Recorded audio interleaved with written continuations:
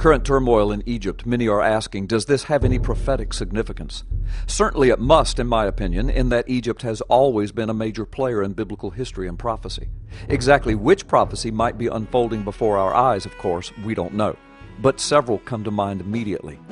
Imagine Isaiah the prophet standing on the streets of Cairo today, speaking in front of a mainstream news media camera, declaring, "An oracle concerning Egypt. Behold, the Lord rides on a swift cloud and is coming to Egypt. The idols of Egypt tremble before him, and the hearts of the Egyptians melt within them. I will stir up Egyptian against Egyptian. Brother will fight against brother, neighbor against neighbor, city against city, kingdom against kingdom. The Egyptians will lose heart, and I will bring their plans to nothing. They will consult the idols and the spirits of the dead, the mediums and the spiritists. I will hand the Egyptians over to the power of a cruel master, and a fierce king will rule over them, declares the Lord Almighty." Those words describe almost exactly what is happening before our eyes right now. But this event is not finished as of the making of this video, not by a long shot. And neither is Isaiah's end-time prophecy, because the prophecy goes on to speak of other amazing things yet to be fulfilled. The prophecy speaks of physical apocalyptic calamities befalling Egypt, plagues against the rivers and the waters, the plants, the fish, the crops, and industry. It also speaks of Israel, or the land of Judah, bringing terror to Egypt shortly after the days of the first 4 verses.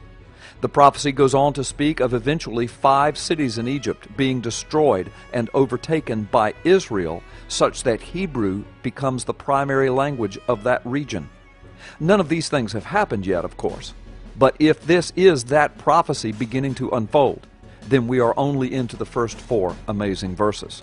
Rumors of regional kingdom wars abound in the Middle East right now, in today's headlines.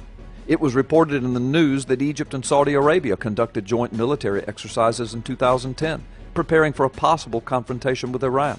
Iran represents the Persian kingdom, and Egypt and Saudi Arabia represent the biblical Arab kingdom.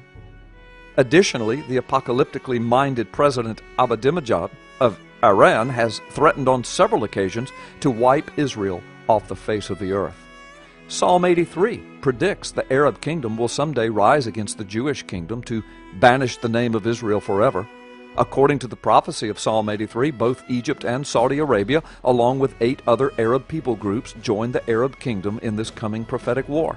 Will the civil strife developing in Egypt now cause the overthrow of President Hosni Mubarak, who supposedly has cancer and turns 83 in 2011? Many expected that his son, Gamal Mubarak, would be his replacement. However, Gamal and his family have reportedly now fled to the UK for their safety. So if the Mubarak government is overthrown, will the Muslim Brotherhood fill his office with one of its own, fulfilling then Isaiah 19 verse 4?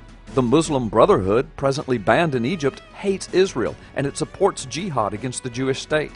And is the United States under Barack Obama really supporting this overthrow of Egypt by the Muslim Brotherhood, as major news sources are reporting even now? It all remains to be seen. But it will be seen. One answer or the other. It will be seen. So, will the present protest inside Egypt metastasize into the fulfillment of Isaiah 19? If so, will the coming cruel leader be the one who leads Egypt into the Psalm 83 confederacy and the advance against Israel? All of this is unknown right now, but it is entirely possible. One thing is for certain: the Middle East appears to be on the verge of going apocalyptic. Could these events also bring about the coalition of nations in Ezekiel 38 and 39 who will conspire to come against Israel in the very last days? These are a few of the world-changing prophecies setting the stage on the nearing prophetic horizon. If you don't belong to Jesus Christ now, don't you think now would be a good time to call upon Him?